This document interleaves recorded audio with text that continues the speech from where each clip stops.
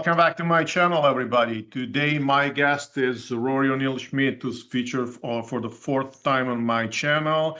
And we've talked about a lot of her books because she is a writer, she's a doctor, she's a teacher. She wrote a lot of interesting books. And today we're talking about her upcoming one, which is called The Haunted Guide to New Orleans, Ghosts, Vampires, and Voodoo Protection. This is a book that Rory, you wrote with your mother, Rosary, and we'll get to the details of it in a little while. The book is not out yet. It will be published in 2 weeks on September 30th, but it can be pre-ordered already. Thanks for your time, Rory. Thanks for joining me for the fourth Yes, time. thank you so much. I'm your biggest fan, and I just love being a guest on your show. It feels like we're old friends. Yeah, we are. We just have to meet in person, and that's the only thing that is still missing, even if I Yes, was close to where you live a few months ago, but it was still far away for meeting up because the United States is a big right. country, it's a very big country, so many Yeah, different. were you at the Grand Canyon? Is that where you were? Or you? Yep. Yeah, I did the Okay, Grand Canyon and amazing. the Antelope Canyon, and then Las Vegas, and then California. So yes, I was pretty close, but Amazing. still pretty far. As we were saying before starting recording, you were the first person to be featured for a second time on my channel. You were the first person to be featured for the third time on my channel. You're not the first one to be here for the fourth time, but you're the That's second okay. to be here for the fourth time. So it's I'll still, take it. yeah. No, it's still quite a privilege. It's still quite important. Oh, thank you. So, Rory, let's get to it. You wrote a book with your Yes. mother about ghosts in New Orleans and haunted place. So, the first thing that comes to my mind and that came to my mind while reading it is why New Orleans? I mean, what makes this city so special if you are looking to find haunted places? Oh, yes. Well, Leonardo, you need to come to New Orleans and see for yourself and really feel the city because I grew up in New Orleans and it's a haunted place. I think locals generally accept it, especially, uptown and in certain areas in the French Quarter too. But it's one of the oldest cities in America and it holds a lot of history. And when you walk in downtown and on the cobblestone streets and see the cathedral, you almost feel like you're walking back in time. And we think, or some people think, that a lot of the spirits of the past still remain in the city. I did go to New Orleans actually a lot of time ago, a long Oh, time ago. Yeah, it was 2011. I was there on a business trip. And I okay. spent 3 days in the French Quarter. I loved it. And actually, yes, you can feel like a special vibe because of a mixture of music, which is pretty much everywhere, but also unexpectedly reggae music because of the combination of cultures with the Caribbeans, Yes. and also voodoo is Yes. everywhere because every Yes. store you hit, they sell voodoo Oh, things, and yes. I grab one. I'll grab mine. One of sure. my voodoo dolls to our session today. Yes, I like to do my other podcast with you. I did show and tell as well. Yes. And so I think I'm glad that you brought up voodoo because New Orleans is really known for the religion of voodoo. And, when I studied it for my a book a few years ago, I really got the chance to learn more about the authenticity of it. And it's a lot of people don't know the reality of voodoo and they just know kind of a lot of stereotypes. So I appreciate you taking an interest in voodoo too, because it's really special to the city. Yes, it is, and it's very unique. So you were interested in writing this book with your mother about ghosts in New Orleans and haunted place, which actually I'm saying ghosts because to make a short form, but actually you talk about much more in the books you guys wrote together. But what are really ghosts? Because people think of creatures wearing white and that kind of Yes. things that you see in horror movies. But do you have a better explanations for that? What are ghosts? Well, it's funny. It's like the more you study something, the more interesting it becomes and the more complicated it becomes too. So the way I look at it is that spirits are very complex, and so it can be as like a cricket and a lion. So they're all different types of spirits. And people believe that when we die, our spirits or our souls go on to another plane. And sometimes these spirits stay for trauma or for whatever reason. I don't have all the answers, that's for sure. But it's the idea there's these kind of spectral forms that appear and manifest sometimes to the living, and they're not always present. Yeah, so it's different than what you necessarily would see in haunted in horror movies. But there's some truth to what you see, I think, sometimes in film. Well, and in your book, you pretty much mention different places in the city. You start from the French Quarter and you tour all around the city. I remember you guys mentioning Yes. also Uptown and other places. What are the Yes. differences between all these places? Because, of course, the French Quarter is the most well-known area of the city. Yes. Yes. Well, I grew up uptown on Carlton Avenue, and so I grew up in a haunted house. And so, yeah, I talk a little bit on the book, which is really kind of scary for me because, I write a lot about nonfiction and I'm a scholar and I'm a researcher. But these certain kind of hauntings or weird, unexplainable experiences happened, and I wasn't the only witness. And so I think just knowing that it's not necessarily one neighborhood or one house, but it's really all over. And if you kind of open yourself up to different people, they'll tell you different stories. So, in the book, I talk about a poltergeist that Oh, yeah. came into our house. So I could talk about that, or I could talk about some of the places in the French Quarter too that are infamous for either having the ghost of this famous priest, Father Anthony, Père Antoine at the St. Louis Cathedral, or the Crying Ghost Bride in Pirates Alley, or even some of the torture victims at Madame Lalaurie mansion. And so there's just this evocative past of New Orleans that's mesmerizing and terrifying and thrilling. And it's not all negative or evil. Some of it can be really positive, and sometimes the spirits that people I talked to encountered are just kind of lost. And one other thing I wanted to share was it can be spirits don't necessarily have something you see. It can be a feeling too. So I've talked to people who had encounters where they just felt a presence in the room, or they heard something in their ear, like someone there, or they saw something move. So it's a really interesting city to be in and to kind of open yourself up to, but it can be scary too. Yeah. So it's something personal. It's not something that you can like explain. Yeah, well, you can explain, but it's something that you have to feel yourself. Yes. Yes. Yeah. I think it's something, and not everybody believes, and that's totally fine. But I think, well, maybe they just haven't seen anything yet. you know, because so many people that I've spoken with have had these really intense encounters and very, normal, average, professional people. And so there's not, I wish there was something more of a textbook to explain everything. And hopefully this book does help explain, but it's like we don't have the language or the science yet to explain what happens when we die or these spiritual encounters that people have in New Orleans. Yeah.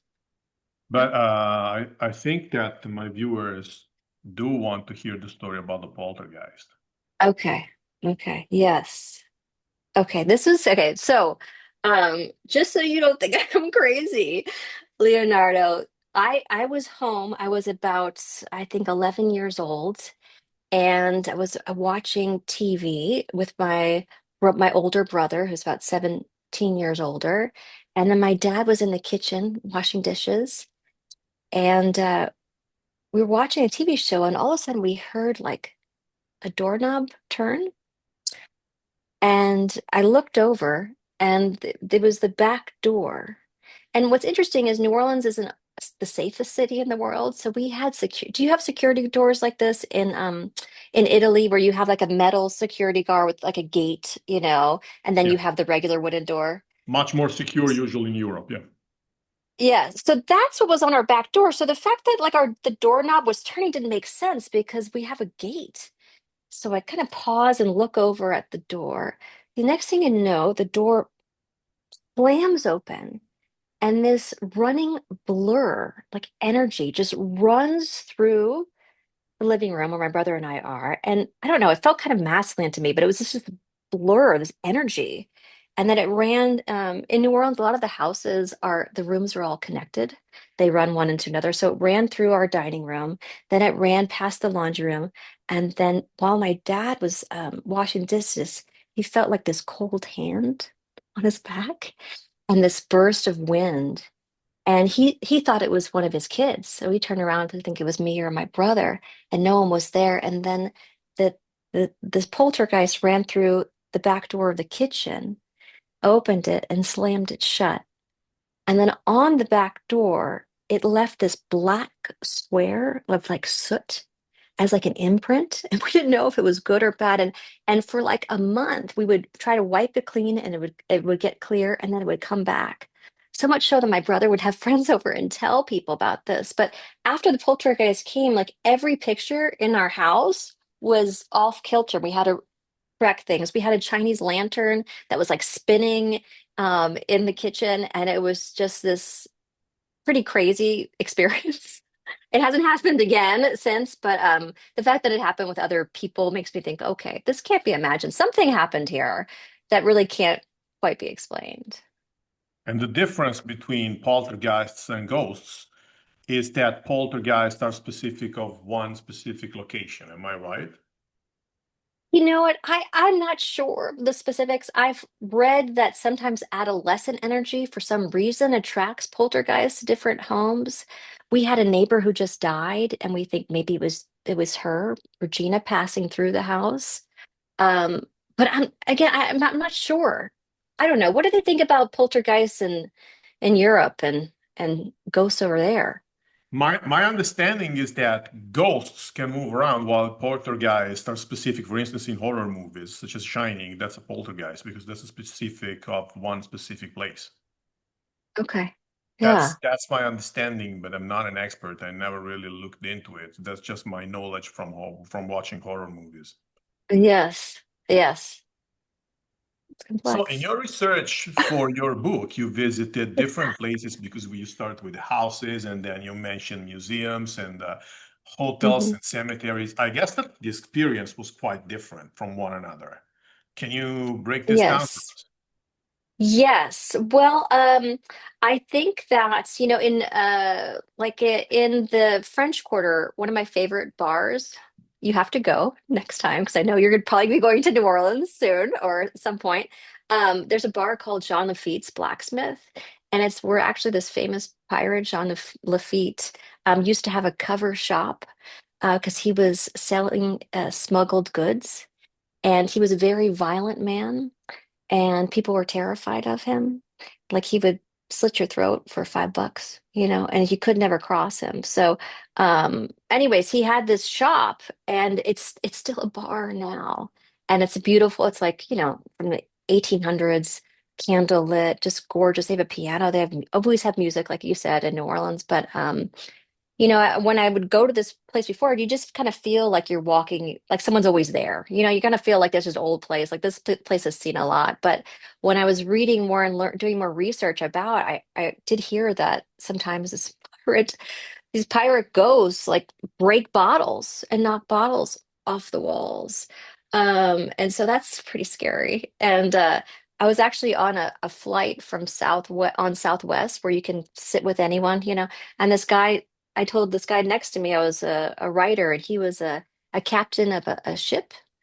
And he was telling me that even people who are from Louisiana, when they pass through certain parts of Atchafalaya Basin, they don't stop no matter what because there's this ghost of Jean Lafitte like protecting his treasure. So, yeah, I think that's most interesting is knowing that you can actually go to a place in New Orleans where the illegal things were happening. You can go for entertainment to get a glass of wine or a cocktail or whatever, and then something like that might happen, and that's always kind of exciting and a little bit terrifying. Like for me, I'm interested in ghost encounters, and my mom, I'm sorry she couldn't be with us here today, but she's terrified and she doesn't want any of it, So I'm open to have to say the positive experiences, not the negative. But just knowing that something like that could happen and stuff like that happens in New Orleans all the time. But it doesn't always happen just in New Orleans. Like I was at the Chelsea Hotel in New York City last year. the same kind of thing happened. These bottles just got knocked off the wall with no explanation whatsoever, and it was video recorded, and no living humans, were there. So it's interesting just to know that what I've learned is it takes a lot of energy for ghosts to manifest and to move things and to touch things. So that's maybe why it doesn't happen as frequently. Yeah, as you say, hotels are very popular when discussing ghosts, so even in movies. We just mentioned Shining, which is the most famous, but there are many others, among which the one in Yes. Chelsea, New York, that you've just mentioned. And what can you tell us about cemeteries? Because I think that that's quite interesting as well.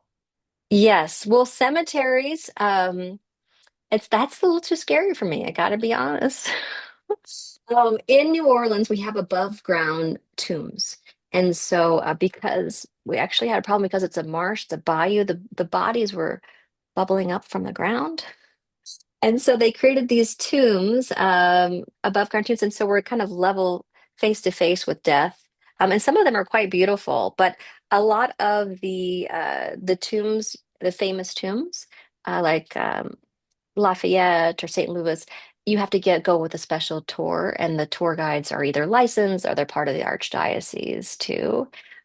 Because like the famous Voodoo Queen Marie Laveau, she has a tomb in New Orleans, and so many people were visiting it. They were defacing her property. They were trying to take pieces of her tomb away, do graffiti, and so reasons like that, they really had to protect her tomb and others.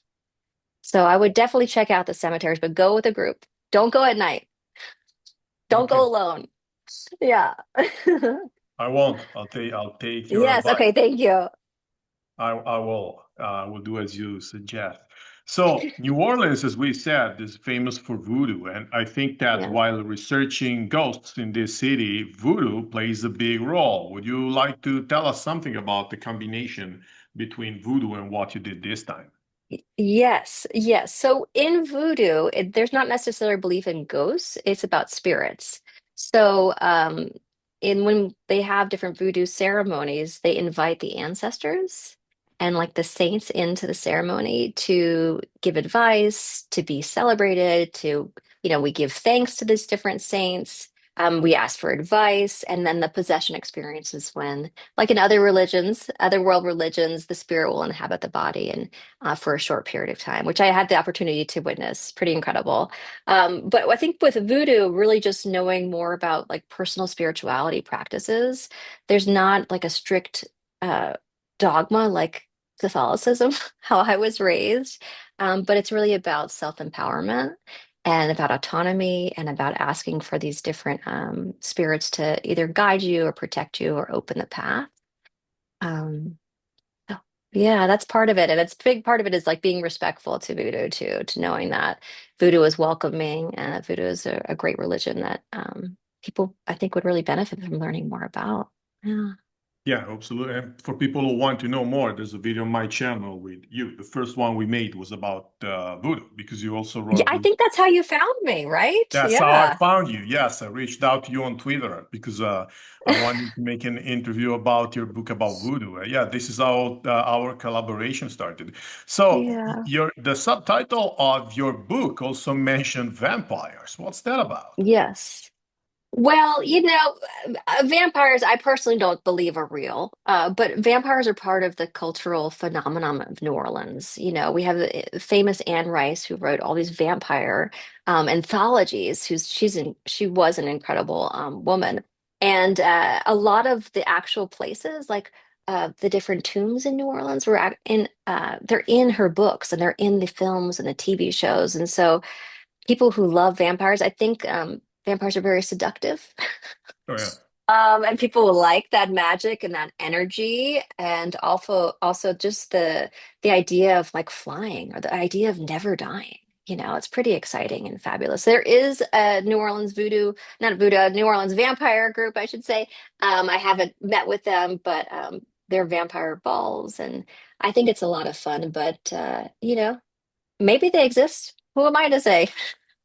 I don't have all the answers, but I'm just curious to learn more that, vampires are celebrated in the city. And so you can go to a vampire cafe where you can actually buy um, a bag that looks like blood, but it is wine. It's pretty amazing. I actually might might be there later next month for an event. But there's vampires are all around us, and it's celebrated. But it's fun that you mentioned that vampires should be attractive because actually vampires started being attractive in the 80s. Because if you think of Dracula or the movies of the 70s, there's nothing Yes. attractive about those people. They're just pale elder guys with no charm at all. So it all started, I think, with Yes. that movie. I know the Italian title. I can't remember the original title by Catherine Bigelow, which is called Il Oh. buio si avvicina in Italian. It says something like the dark is getting closer. And Oh. that's the first time that vampires started being cool. Then we have all the underworld and all that came after with Twilight Yes. and so on. But before that, vampires were not attractive at all. Yeah. So something changed. Oh, that's really neat to think about. Yeah. Yeah, the only thing that changed, I think, is that a good director had a good idea, and then all the others followed. Yes. And I think too, I think evil exists in all different sorts of shapes and sizes and looks and it's also humans are and spirits are just complex. So there could be something very charming about a vampire and there could be something, devotional and there could be something extremely murderous also. So I like playing with that complexity because it's like anything could happen, you know. So in the book, you guys also talk about people who chaperoned you all around the city in these places. And Yes. of course, you describe different peoples, very different from each other with different backgrounds and doing different things. What can you tell us about why, about them and what they did? What stood out most and why? Yes.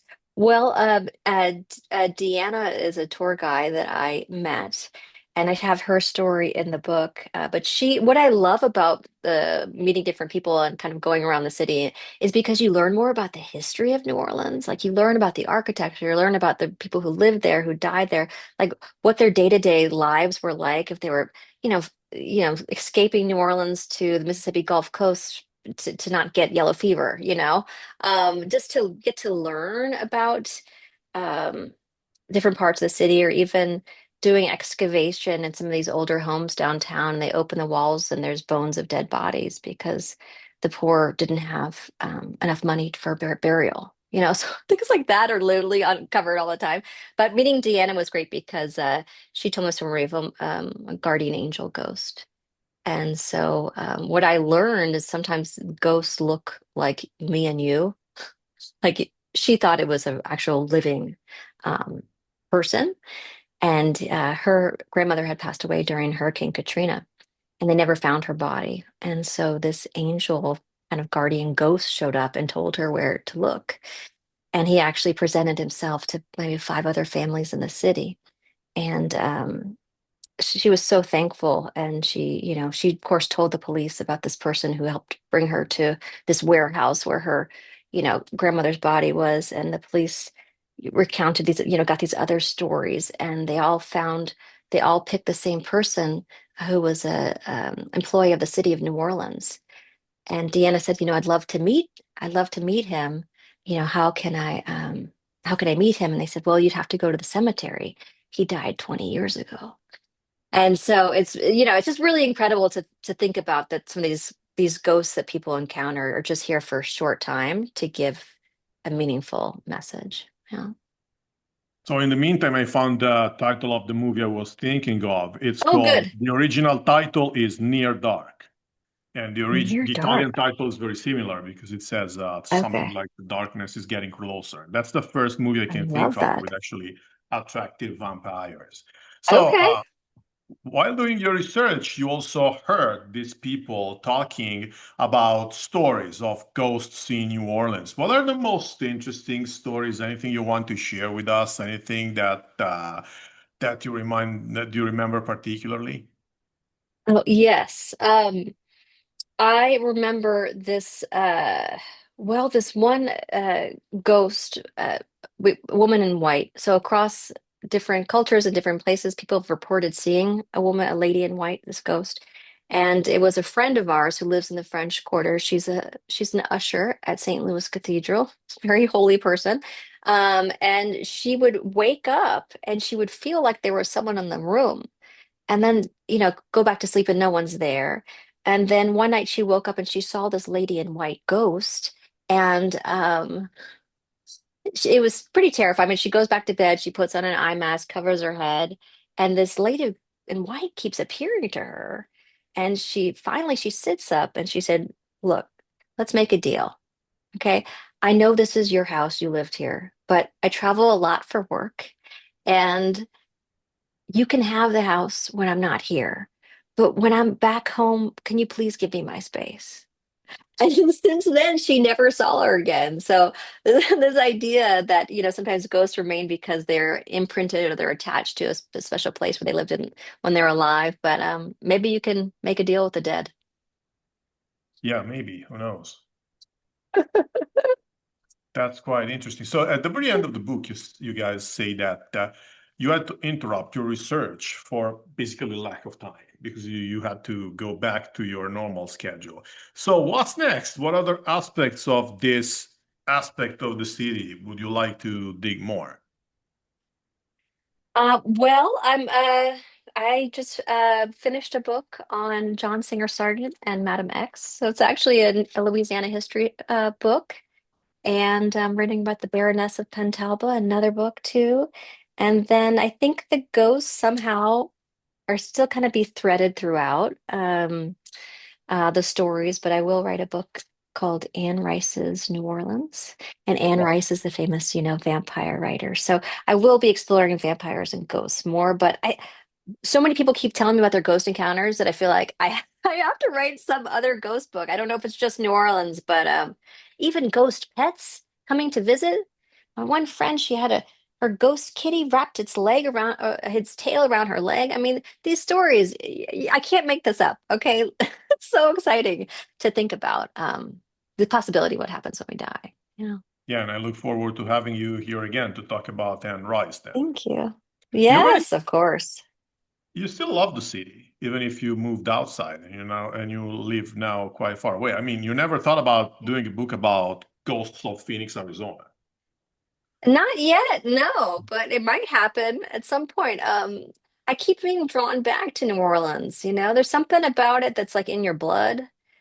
You might have left, but it's always, I don't know if it's always kind of with you. It's kind of defines who you are and your character. And yeah, I keep going home. There's no place like it. You're always welcome home. It's a beautiful city. Of Yeah. course. Do you have a copy of the book to show? Yes, yes, of course. Here we go. And I'm Okay, really excited about this one because it has color photographs too. So you can see more, see more of these places. And a lot of them taken by my sister, Rochelle O'Brien.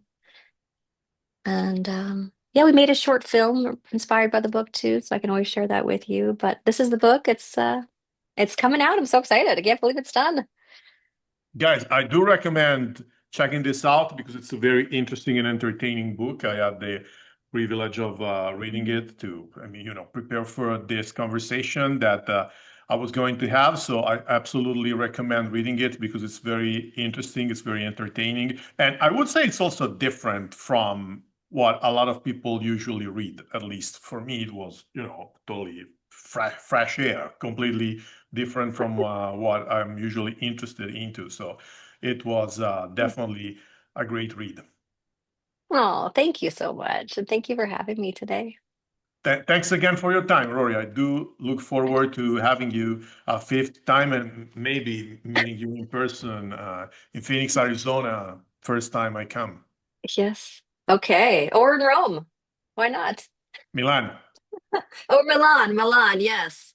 Somewhere in Italy. I'd love to go. wherever. Yeah, yeah, yeah, wherever. I have friends from Las Vegas coming over, coming to visit Oh, in a few days, so I'm gonna meet them in a couple of days. So why not? Maybe next time yeah. it would be you. Amazing.